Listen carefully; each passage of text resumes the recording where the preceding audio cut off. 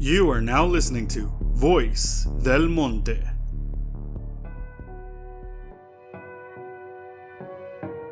Warning. The content you are about to listen to is what's known as a CreepyPasta. These stories are known to be extremely graphic and sometimes explicit. Listener discretion is advised. Hello, and welcome back to another episode. I didn't even have that episode release on Easter Sunday like I wanted to.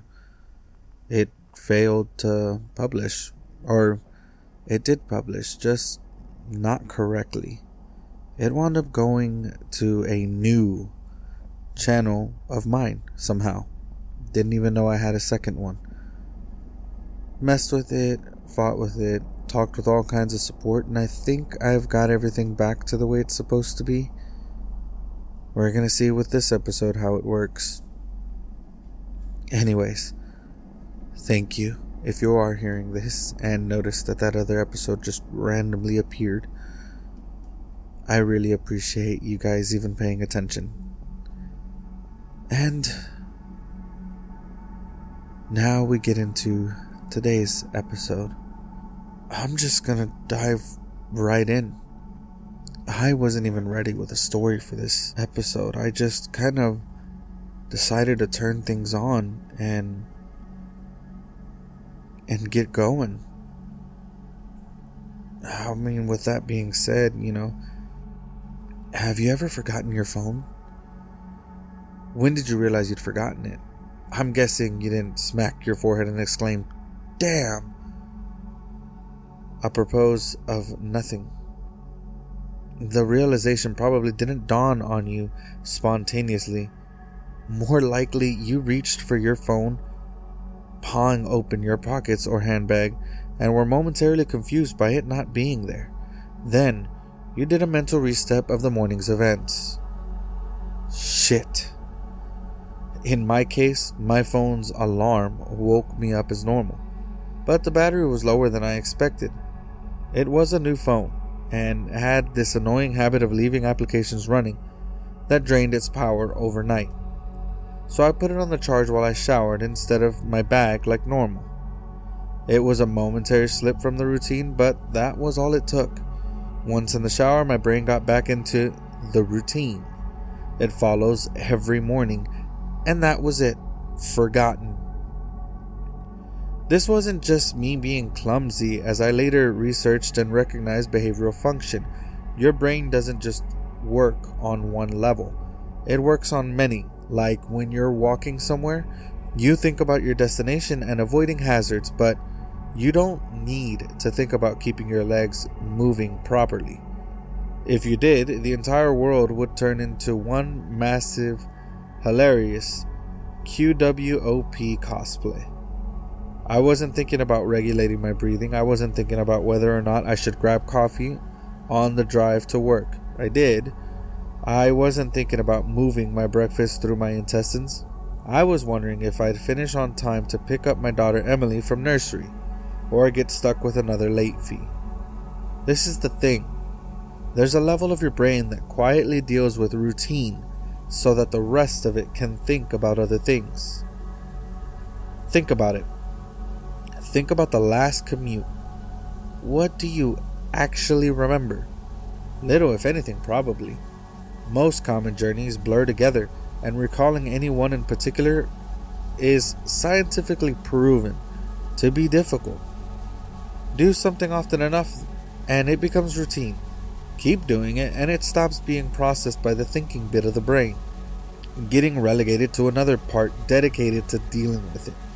Your brain keeps doing it without you thinking about it. Soon, you think about your route to work as much as you do keeping your legs moving when you walk. As in, not at all. Most people call it autopilot, but there's danger there. If you have a break in your routine, your ability to remember and account for the break is only as good as your ability to stop your brain going into routine mode. My ability to remember my phone being on the counter was only as reliable as my ability to stop my brain entering morning routine mode, which would dictate that my phone is actually in my bag. But I didn't stop my brain entering routine mode. I got in the shower as normal. Routine started, exception forgotten. Autopilot engaged. My brain was back in the routine. I showered, I shaved, the radio forecast, amazing weather. I gave Emily her breakfast and loaded her into the car. She was so adorable that morning. She complained about the bad sun blinding her, saying it stopped her having a little sleep on the way to the nursery, and left. That was the routine. It didn't matter that my phone was on the counter, charging silently. My brain was in the routine, and in said routine, my phone was in my bag. This is why I forgot my phone. Not clumsiness, not negligence. Nothing more than my brain entering routine mode and overriding the exception. Autopilot engaged. I left work. It was a swelteringly hot day already. The bad sun had been burning since before my traitorously absent phone woke me. The steering wheel was burning hot to the touch when I sat down. I think I heard Emily shift over behind my driver's seat to get out of the glare. But I got to work, submitted the report, attended the morning meeting. It wasn't until I took a quick coffee break and reached for my phone that the illusion shattered. I did a mental restep. I remembered the dying battery. I remember putting it to charge. I remember leaving it there. My phone was on the counter. Autopilot disengaged. Again, therein lies the danger. Until you have that moment, the moment that you reach for your phone and shatter the illusion, that part of the brain is still in routine mode. It has no reason to question the facts of the routine. That's why it's a routine. Attrition of repetition. It's not as if anyone could say, "Why didn't you remember your phone? Didn't it occur to you? How could you forget? You must be negligent." To do would miss the point. My brain was telling me the routine had been completed as normal, despite the fact that it hadn't. It wasn't that I forgot my phone. According to my brain, according to the routine, my phone was in the bag. Why would I think to question it? Why would I check? Why would I suddenly remember out of nowhere that my phone was on the counter? My brain was wired into the routine, and the routine was that the phone was in my bag. The day continued to bake. The morning haze gave way to relentless fever heat of the afternoon. Tarmac bubbled. Direct beams of heat threatened to crack the pavement. People swapped coffees for iced smoothies. Jackets were discarded, sleeves rolled up, ties loosened, brows mopped. The parks slowly filled with sunbathers and barbecues. Window frames threatened to warp. The thermometer continued to swell. Thank fuck the offices were air conditioned. But, as ever, the furnace of the day gave way to a cooler evening. Another day, another dollar, still cursing myself for forgetting my phone. I drove home. The day's heat had baked inside the car, releasing a horrible smell from somewhere. When I arrived in the driveway, the stones crunching comfortingly under my tires, and my wife greeted me at the door. "Where's Emily?" Fuck. As if the phone wasn't bad enough after everything, I'd left Emily at the fucking nursery. I immediately sped back to the building, got to the door, and started practicing my excuses, wondering vainly if I could charm my way out of a late fee. I saw a piece of paper stuck to it. "Due to vandalism overnight, please use side door today only." Overnight? What? The door was fine this morning. I froze. My knees shook. Vandals. A change in the routine. My phone was on the counter. I hadn't been here this morning. My phone was on the counter. I'd driven past because I was drinking my coffee. I'd not dropped off Emily. My phone was on the counter. She moved in her seat. I hadn't seen her in the mirror. My phone was on the counter. She'd fallen asleep out of the bad sun. She didn't speak when I drove past her nursery. My phone was on the counter. She'd changed the routine. My phone was on the counter. She'd changed the routine and I'd forgotten to drop her off. My phone was on the counter. 9 hours. That car, that baking sun, no air, no water, no power, no help. That heat. A steering wheel too hot to touch. That smell. I walked to the car door, numb. Shock. I opened the door. My phone was on the counter. And my daughter was dead. Autopilot. Disengaged. Thank you for listening today. This story is credited to ScarJoe.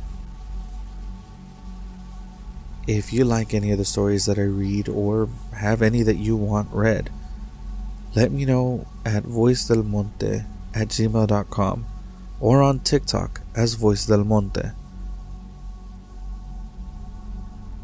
The stories that I get are from Fandom, and there will always be links in the description.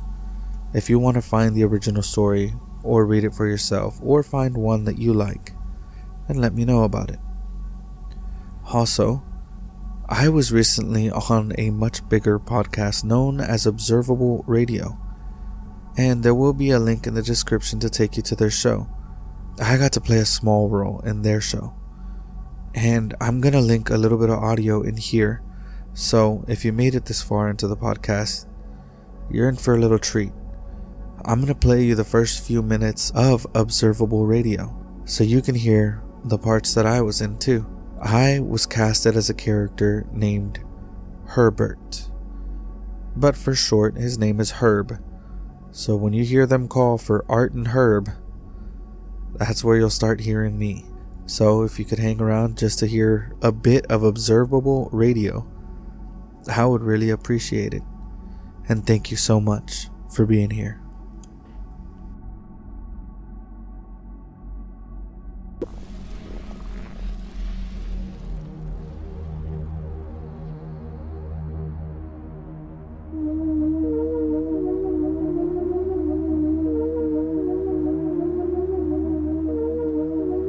You are now listening to Observable Radio.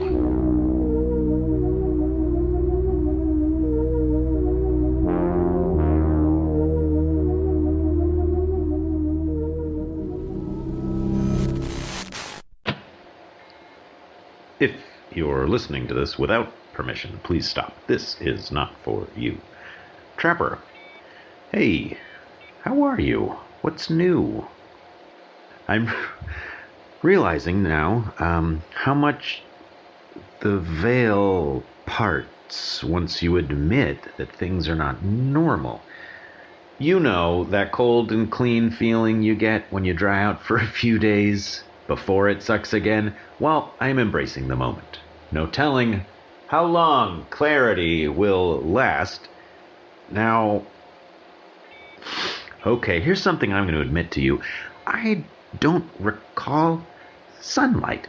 There's windows in here, but I don't think I've seen the sun for a while. Not since the network crashed when the comet passed.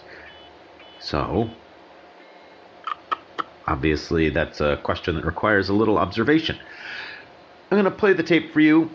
I've heard it already. In the meantime, while I still have the nerve, I'm going to poke my head outside with an eye towards scientific observation. Yeah, wish me luck. Here goes.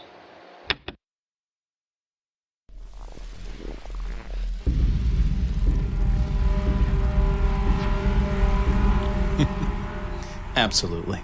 You want to listen in? And that is why you are going to check, then you double check, and then you're going to do it all again. Because if the engine dies, we all die. All right then, my rats, let's get to work. They ask everything of you and offer you so little in return. They say they need you, but what about you? What do you need? Hey, we got another delay. On the blue line, counterclockwise. Corrosion on the track between 72 and 73. Again, someone's gonna need to run the patches to the moles in the tunnel junction. Got a free rabbit on the line? Rabbit Henderson, head at depot now, wires. Rise and shine, Twilight family. The hour is 4, and it's time for your cycle to begin. Enjoy a little something fresh with your caffeine this fine awakening.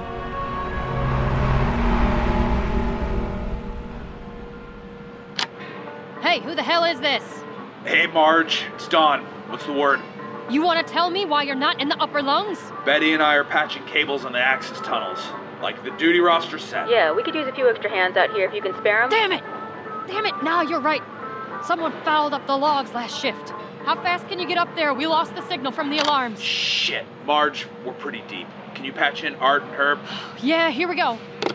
Art, Herb, location check. Yeah, ventricle passage. Art lost another wrench. Hey, man, come on. Stow it. I need you rats to hit the lungs fast as possible. What are we looking for? Anything bad. Patch in when you get there. On it, boss. Marge, get wires on the horns. We got smoke in the vents down here. I hear. Get out of there now. Clear the tunnels for the rabbits. Stay safe, Marge. We got flames in the lungs. Make it rain, boss. Shit. Wires. Emergency. Go for wires. Speak. Fire in the engine. Upper lungs. We're flooding it, but we need help. You got it. Hold the line. Rabbits, who we got? Go for Henderson. Wake your Warren, Rabbit. Fire in the engine. We need breathers? Likely. Suit up. Already gone, wires.